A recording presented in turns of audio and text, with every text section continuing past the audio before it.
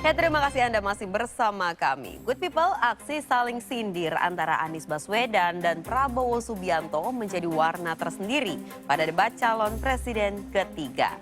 Dalam debat Minggu malam, beberapa kali keduanya bertukar narasi. Adu argumen antara Capres nomor urut 1, Anies Baswedan, dengan Capres nomor urut 2, Prabowo Subianto, jadi daya tarik tersendiri di debat ketiga Minggu malam. Bahkan, sejak dimulainya sesi pertama debat, Anies Baswedan langsung menyentil Prabowo. Sebelum saya menjawab pertanyaan itu, saya mengklarifikasi tadi data yang meleset. Maaf Pak Prabowo, angkanya terlalu kecil. Bukan 320 hektar, tapi 340.000 hektar. Saya klarifikasi.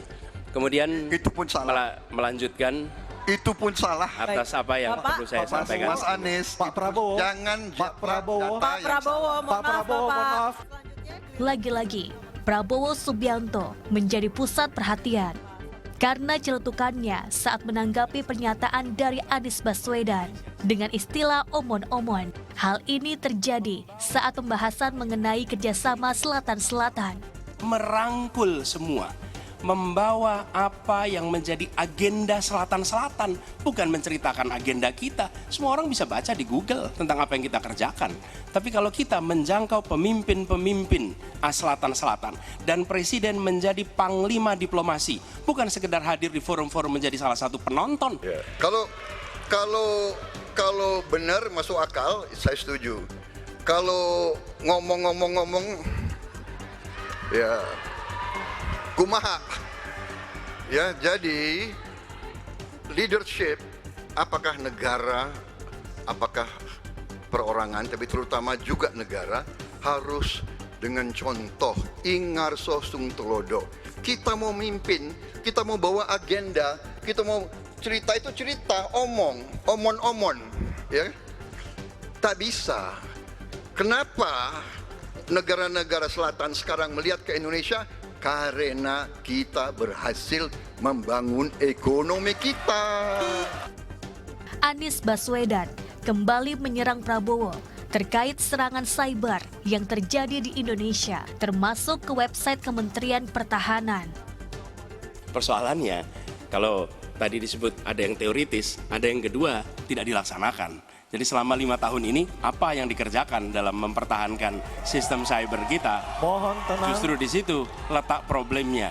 Jadi ketika anggaran yang begitu besar dialokasikan justru bukan untuk mempertahankan yang hari ini menjadi serangan paling modern yang terjadi. Ini adalah ancaman yang paling nyata dan dirasakan di seluruh keluarga, bukan hanya di sektor pemerintahan.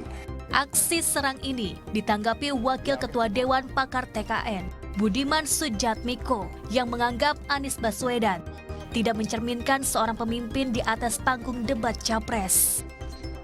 Contoh ketika Pak Prabowo, bagaimana Pak Prabowo menanyakan hal yang seharusnya dijawab secara teknis oleh Pak Anies, atau ketika panelis mengajukan pertanyaan-pertanyaan teknis, Pak Anies baik bicara hal-hal normatif, ya, yang lebih mirip sebagai pidato 17 Agustusan ketimbang sebagai calon presiden.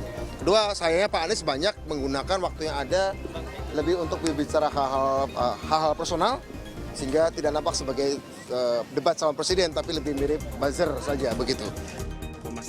Menanggapi pernyataan kubu TKN Prabowo Gibran, Sekjen Timnas Amin, Saan Mustafa, berpendapat apa yang disuguhkan Anies Baswedan itu sudah sangat sesuai dengan substansi tema debat. Apa yang disampaikan oleh Pak Anies sekali lagi dari substansi dan juga jalan keluar terkait dengan persoalan-persoalan tema debat, khususnya terkait dengan soal pertahanan dan keamanan, menurut saya itu sudah sangat jelas dan lugas dan sudah tepat ya apa yang disampaikan Pak Anies.